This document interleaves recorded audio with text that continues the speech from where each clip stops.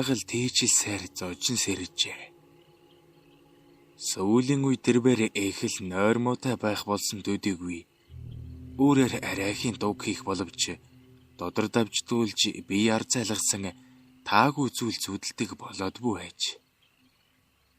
Томоос том горон өрөөтэй ханхаасан байранд 5 настай бяцхан охиноосоо өөр ханьгүй амьдардаг залуухан эмэгтэй хүн болохоор айж ганцаардхан тодорхойж нойргүүдэл бас таагүй зүуд сэтгэл давгүйтэл нь ямар нэг муу юм болох гээд байна шүү хэмээн хэлээд байгаа юм шиг санагдана. Байгаль таагүй зүудээ мардахыг хичээж бас сэтгэлээ засч тайвшруулах санаатай бошуухан босч шүршүүрт оржээ. Тэрбээр бүлээн усан доор нүдэн анин хөдөлгөөнгөө зогсож байхдаа анхудаа өөртөө гудран ингэж ч амьдарч байх гэжтэй хэмээн додроо шүүр салтаж байсан аж. Байгаль 17 настай байхдаа өөрөөсөө 25 насаар ах хадаа хэмээх хэртэй танилцж нуу замраг нь болжээ. Хадаа түүний залуу танхил бие зогцсон. Царайлаг хөөхөн зүс царайнд ухаангүй дадагдсан учраас өнөг болтол холбоо даслалгүй. Бүгэлвдэн 10 жилийн турш нууцхан уулзаж учирч яваа юм санж. Байгаль дөнгөж оюутан болоод л мөнгөтэй баян гэрийн нуу замраг болсон болохоор яг л эрх муур шиг хөлсөн бүхнээ гүйцэлдүүлсээр өдийг хүрсэн бөгөөд их сургуулаа төгсөн даруй жирэмслэн охиноо төрүүлж хадааг яаж ийж байгаад эхнэрээс нь салгаж нөхрөө болгож аван даа гэсэн санаа тэн даруй 5 жилиг үдсэн юм санж. Гэсэн ч сүүлийн үед нэгэн том сэтгэлийн дээг гарч иржээ. Хөгшин амарган түүнийг аль болох эрхлүүлж таавар нь байлгахыг хичээх боловч 100-гийн талыг насалж яваа хөгшин нэрийн өвөр нэг л хүүт дааж цаана нэг л уйдгартай санагдах болсон учраас байгаль сүүлийн 1 жилийн турш би түүхэн өөр нэгнийг хүсэмжилсээр байжээ. Хүн эд хөрөнгөөр дууддаггүй. Харин халуун дулаан сэтгэлээр үргэлж дуудагдж явдгийг байгаль маш сайн ойлгосон юм санж. 17 настай амьдралын тухай юуж мэдэхгүй алдрайхан сэтгэл нь 10 жилийн дараа ингэж өөрчлөгдөнө гэж дөрөвдгөн ч санаагүй явжээ.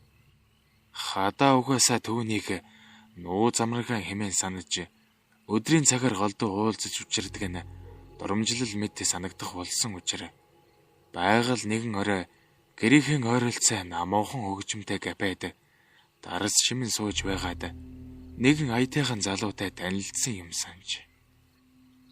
Нэг л аятайхан хэнийг ч өөртөө дадах өвдөстэй нүдэн дулаахан тэрхүү залууд байгаль хажин их дадагдсан болохоор тэр шөндөөл өвөрт нь оржчихсан байна. Залуугийн шуналтай үнсэлт хав халуун гар бахим чирэг зээж зэрэг нь яг л ухаан алдуулах шахжээ. Эр хүний хүчрэх тэмрэлт халуун үнсэлт жинхэнэ утгаараа ямар байдгийг нь тэр шин мэдрэх шиг болсон байгаль хөгшин ирийн суларсан рэхтэн хаяа шурхаас заашгүй байсан умдаг руугаа залуун ирийн чанга эрэхтнийг чичирсэн гараараа адхан оруулаад өөрийн мэдэлгүй ямар сайхан юм бэ хэмээн дууалдан өвдгөө нугалж бүхнээ дэлгэжээ.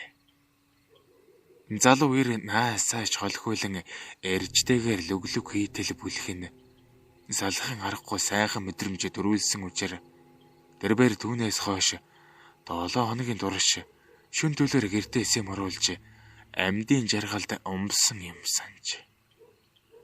Харин 7 хоногийн дараа залуу амарган би гадаад сурдаг юм аа. Энд чи сургуулаа төгсөн учраас чамтайгаа ирээд хамтдаа амьдрна. Одоо харин бошуухан очиж шалгалтаа өгчгээд ирье. Гээд явсан аж. Дүүнийг явсан өдрөөс хойш байгаль маш их ганцаардаж шөндөө нойргүй унах шахан даржлах болжээ. Зүрэг сэтгэлд нь хөвслийн гал дүрлцэн уулзсан ужрах мөчийг дэсгэлгүй хүлээж суухдаа олон жилийг ямар удахгүй өнгөрөөсөн юм бэ? Хайрын сайхан цаг хугацаа хэмээн харуулсаар байж. Хөгшин амраг нь ирээд та хоёроо их санах юм а. Миний бяцхан шувуу хаанууд гэх мэт нэлон үг хэлэх тусам байгалийн үй торгоног улам ихэсч бушуухан шиг өнөн учраа хэлээд амьдралаа бодох юмсан гэж санах авч. Яг цагаа тулахаар хэлий гисэн үгс нь хоолойг нь даанч давахгүй байж. Ингэж шаналж байхдаа тэрбээр гинэтхэн ухаангүй дэгсэн атлаа зоримог шийдвэр гаргажээ. Дэрбээр хадаагийн ихнэр лөө уцстан эр нөхрийг нь тухай бүгдийг нь хэлж орхиод хэрвээ идэхгүй бол надтай ирж уулзаарай хэмээн гэрийнхэн хаяхыг өгч өгсөн байна. Удахгүй амьдралдаа ингэж ил зэг тавихгүй бол цаашдаа ч гэсэн өргөлжлээд байх юм байна гэж бодсон байгаль. Хадаагийн ихнэрийн зүгээс ирэх бүх дайралтыг эзэж гарна хэмээн бие бэлдэж суужээ. Гэтэл хөгшин амаргийн ихнэр нь энэ асуудлыг огтхонч бүр сүр болгож авч хэлсэнгүй. Тэрбээр байгалийн хүсний дагуу ирж уулзсан ч хэрүүл урвал хийсэнгүй. Нөхөртэй минь далдуур явуулдаж гэр бүлийн маань амгалан тайван байдлыг буснууллаа гэх мэтээр дайрч доромжилсангүй. Харин ч маш тайвнаар хэрвээ та хоёрын харьцаа тийм гүнзгий юм бол би саад болохгүй. Чи хатаатай сууж болно. Тэрдээ тэргүй манай хүүхдүүд бүгд нас бид хүрсэн учраас надад хатаатай зуралдаад байх сонирхол алга. Ганцхан би чиний залуу насыг өрөвдөж байна. Хайрын сайхан ирээдүйд чинь харамсаж байна. Хөгшин гэрийн тоогоо барих тийм ч амар биш. Гэхдээ чиний сонгосон зам учраас одоо яа гэх вэ?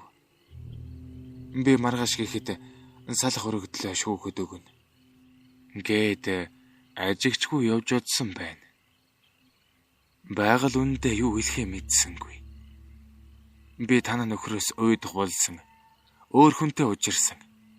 Та нөхрөө надаас салгаж өг гэж хэлэлтэй нь биш.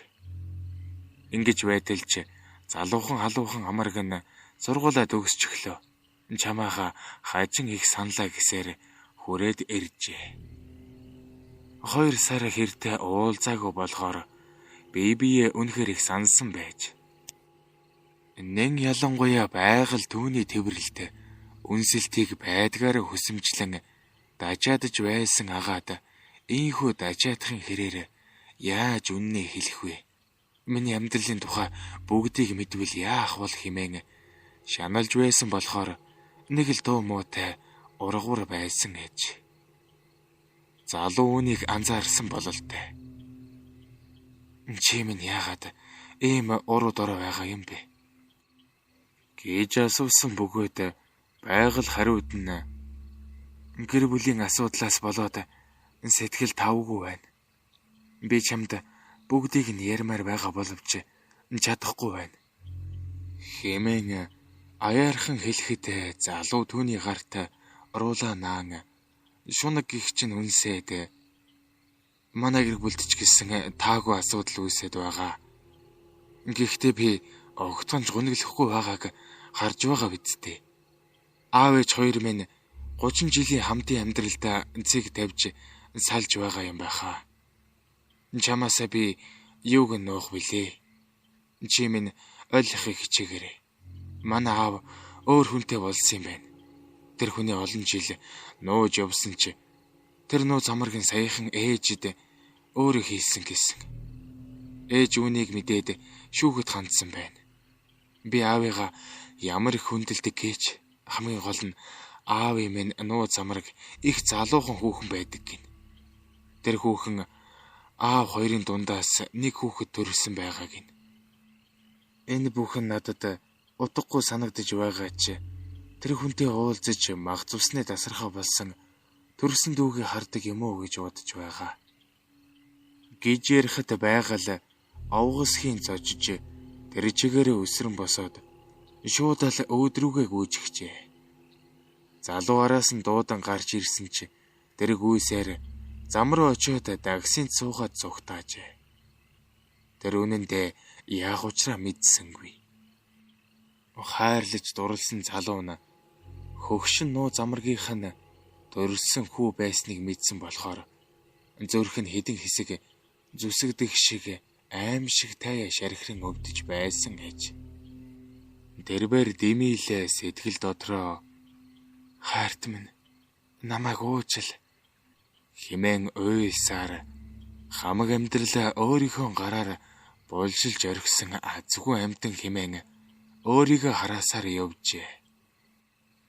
Сэтгэлийн шархаа дийлэхүү бүсгүй уртаа суртай захаа бижиж үлдээгээд 9 давхар байшингийн ороогоос нийсч үгсэн байдаг бөгөөд түүний гартаа чангадгсан байсан тэрхүү загтлыг хадаа уншиж байхдаа бэл буруутай юм байна шүү дээ хэмээн өөрийгөө харааж суусан аж. Мангууш дэрмэ мангас баяна нар шиг гэр бүл Монголд зөөхөн төрөх болдоггүй. Мангууш дэрмэгийгч царайлаг ихнэр баянаага гэрте тогтоох гэж нээлээд зүдэрж байгаа юм санаж. Гэхдээ сүүлийн үед эхнэрээ зөнд нь орхиод байгаа ажээ.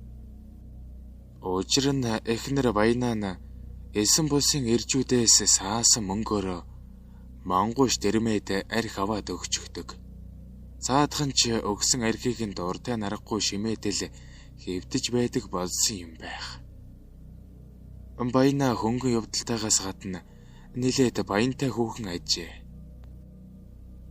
Одоогоос 4 жилийн өмнө дэрбээр нөхрөөсөө далдуур Чимбат хэмээх залуутай явуулдаж байгаад хүн амны гэмт хэрэгтэй холбогдож байсан байна. Тэр үед Чимбат нь энх хоёр гэдэг найзтайгаа цуг байсан бөгөөд мань гурав групп хурцл хийсэн бололтой. Гэвч харамсалтай нь Чимбат нь хурцл хийсэн шөнөө гадны нөлөөтэй нас барчихын дээр. Үүнээс болж баянаа энх хоёр хүн амны хэрэгт холбогдсон бөгөөд эхэндээ баянаа Чимбатыг энх хоёр алсан гэж гөрдөөд дараа нь энх хоёр Чимбатыг баянаа алсан гэж гөрдөөд эцэст нь хоёулаа талигаачийг нийлж алсан болж хувиржээ. Хин ёстой нэг бандан хутгаж орхисон байгаа юм. Сүүлдээ мань хоёр Чимбаттай цуг групп хурцл хийсэн гэдгээ хүлээжээ. Энх хоёр бүр хинхүний бүх сулаамаар мэдүүлэг өгсөн байх жишээтэй. Дэрбээр баянаа бол групп хурцлаар Монголд толгой зогтөх хүүхэн. Бид түүнийг хурцлын мангас гэдэг байлаа. Групп хурцл хийх саналыг анх талигач гаргасан. Тэр үед баянаа талигач бид хоёрт хандаж групп хурцл гэдэг чинь тоглоом биш шүү. Та нар ганц хүүхний умдаг ан ус хоёрлоо нь зэрэг хийхийг групп хурцл гэж ойлгоод байна уу? Энэ бол юу ч биш. Жинхэнэ групп хурцл гэдэг чинь амар шүү. Ингэж хэлээд л шууд л ажилдаа орсон. Энэ ажилдаа ёстой амар юм байлээ. Талигач бид хоёрыг ёстой муужруулах шахсан. Хамгийн сүүлд тэр талигачин аман дээр бөксөө тавьж байгаад л озгоноож гарсан. Бүр амрын шээсэн гэд бодчих. Цаадах чинь хахаж цацаад сүйд найд болж байсан. Тэгээд л бүтэд өгчихсэн юм шүү дээ. Би бол энэ хэрэгт буруугүй. Зүгээр л групп сексийн хамжигчаар оролцсон. Гэх зэргээр өөрийгөө хамгаалжээ. Ер нь групп секс гэжид хамжигч, оролцогч, гол дүр гэх мэтийн хэд объект байдаг юм санаж. Гэхдээ садар самун гээч нь нарийн ирвэл гэмт хэрэг болохоор эдгээрийг объект гэхээсээ илүү субъект гэж нэрлэвэл зөөхнө. Баяна дээр хэрэгтэй 7 жилийн ял авсан ч Ердөө 2 жил суугаад л хэрэгээ задлаад шоронгоос суллагджээ. Учир нь шүүх хохирогчийг өөрөө буруутай гэж үзсэн байна. Харамсалтай нь Баяна шоронд ороод бөөрл эвдрээд гарч ирсэн бөгөөд эдүүгээ аригч нөхрөө элэг үрээд эсэн бусын ирчүүлтэй улаан цайм явуулдаг болжээ. Нөхөр Дэрмэн 2 хүүхдийн их болсон Баянагаас салах тундургүй байдаг бололтой. Тийм ч учраас эхнэрээ хэн нэгэнтэй улаан цайм явуулдахыг мэдсэн ч мдээгүй юм шиг архинд мансуураад л суудаг аж. Уг нь тэр эхнэрээ нуу замргуудаас нь холдуулах гэж янз бүрээр үзжээ. Тухайлбал Далигаач Жимбатыг амьд байхад нь түүн дээр очиод Баяна бид хоёр үр хүүхэд ахуй амьдралтай улс. Чи бид хоёрын амьдралыг битгий өрн таран хийгээч гэж гуйж байжээ. Тэгтэл заадах нь сайхан хүүхнийг хин чадалтай нөвөрдөлж унтдаг болсон цаг шүү дээ. Чамд тийм чадал байгаа юм уу? Чиний чадал чинь айл хэдийн барагдчихсан юм биш үү? Адаглаад л эхнэрээ дур тавиулчих эргэтэнтэй байх хэрэгтэй. Тэгээд чи танай эхнэр чинь групп секст дуртай. Жинхэнэ мангас шиг хүүхэн. Яг зэрэгээр даапайлж байсан байгаа юм. Харамсалтай нөгөө мангас шиг хүүхэн нь Жимбатын амийг аваад явчихсан нэг тиймэрхүү. Ямар сайн да мангууш Дэрмэ хаяа эхнэртэй хандаж гүчихөө.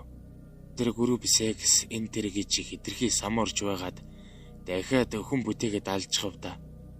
Наад бөгсөө хүний ам хамар дээр тавилгуухан шиг болгоомжтой секстэж үзээрэй.